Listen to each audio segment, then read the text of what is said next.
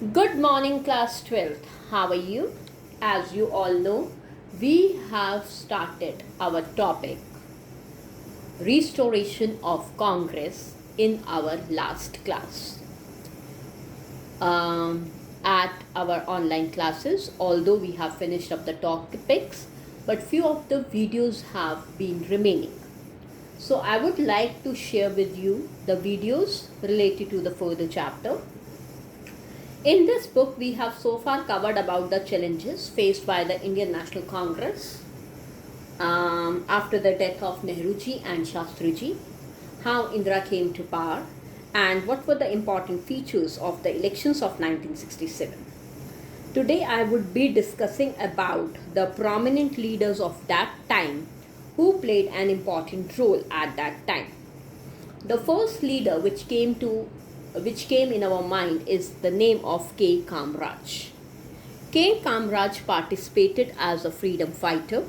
He participated in our national movement as a representative of INC. He carried out the freedom struggle in the southern India. He remained the Congress president for a very long time. After C. Rajgopalacharya, he replaced him and played a very prominent and eminent role.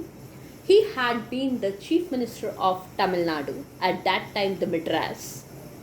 He tried to spread education in Madras because he observed that he wasn't able to pursue his education, so he suffered educational deprivation.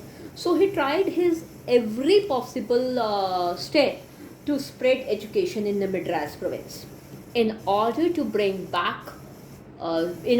students back to school, he also introduced midday meal scheme for the school children. And in 1963, he proposed that, please do remember, he proposed that all the senior Congress leaders should now give away, उन्हें एक रास्ता दे देना चाहिए to the younger party workers. Senior leaders must resign and the young party workers should given prominent positions. This plan he proposed was known as the Kamraj plan. In your book, his image has been given like this: K. Kamraj. Our next leader is S. Nijalingappa. In the elections of 1967, K. Kamraj was defeated from the province of Madras. He was defeated by C. Natarajan Anudarai. He lost his position. Moreover, he was himself a senior leader. In order to implement his proposal, he has to resign. Next Congress president who succeeded K. Kamraj was S. Nijalingappa. When we talk about S. Nijalingappa, obviously there is no reference that he has participated in the freedom struggle, but yes, he was again one of the senior Congress leader who was the member of the Constituent Assembly. He had been the member of Lok Sabha since India attained independence and contested its first general elections. He at that time had also been the chief minister of Mysore, that is known as Karnataka. Moreover, जो modern day Karnataka है, almost known for Bangalore and its Silicon Valley, this S. Nijalingappa is regarded as the maker of the modern Karnataka. After came Kamraj, he became the president of the Congress in 1968 and remained Congress president till 1971. What happened in 1971? Which we will be doing this in our further chapter. Next leader I am going to take care here is C. Natarajan Anudarai. I have already named him in this video.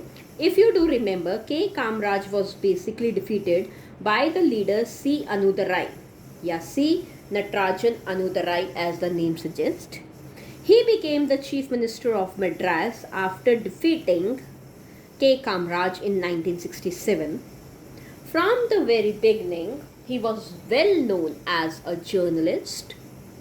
He himself was associated with the writing skills. He was a very popular writer and an orator. When Justice Party was formed, he was a member of Justice Party of Madras.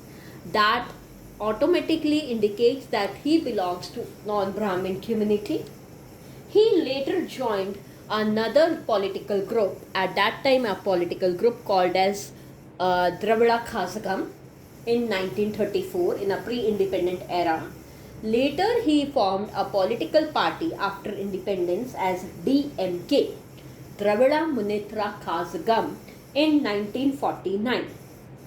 As a member and propounder of a Dravida Munnetra Khazagam, he was the proponent, he was the founder of Dravidian culture.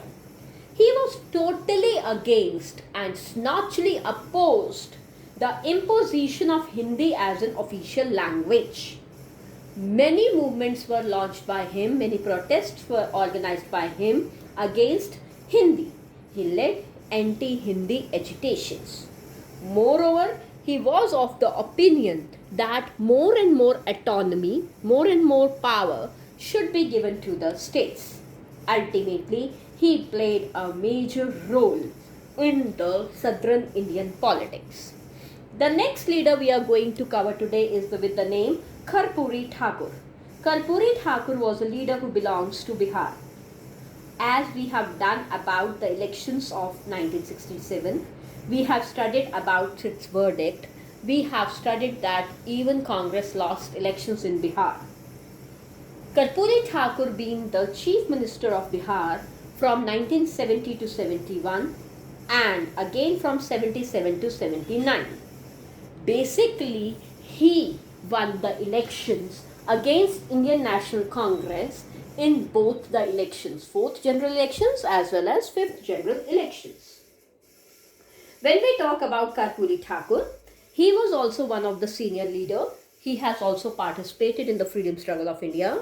He was considered to be the socialist leader of India. Very important role he played by leading many peasants movement, many labor movements. From Bihar, he was considered as a true follower or a staunch follower of Ram Manohar Lohia ji. In 1974, a movement was also, a protest was also organized in Bihar by Jayaprakash Narayan. He participated even in that protest.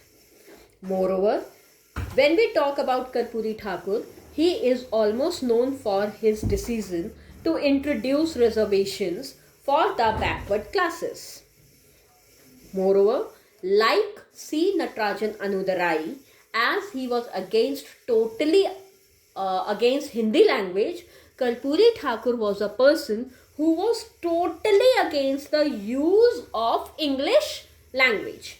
In your book, the image of Karpuri Thakur has also been mentioned like this. Please recognize him. Similarly, the picture of C. Anudarai has also been there. You might have seen your books. Let me show you. It's given like this is S. Nijalingappa, and also there is a picture of C. Anudarai. I'm not able to find it right now. Please check your books. Thank you class for today's video.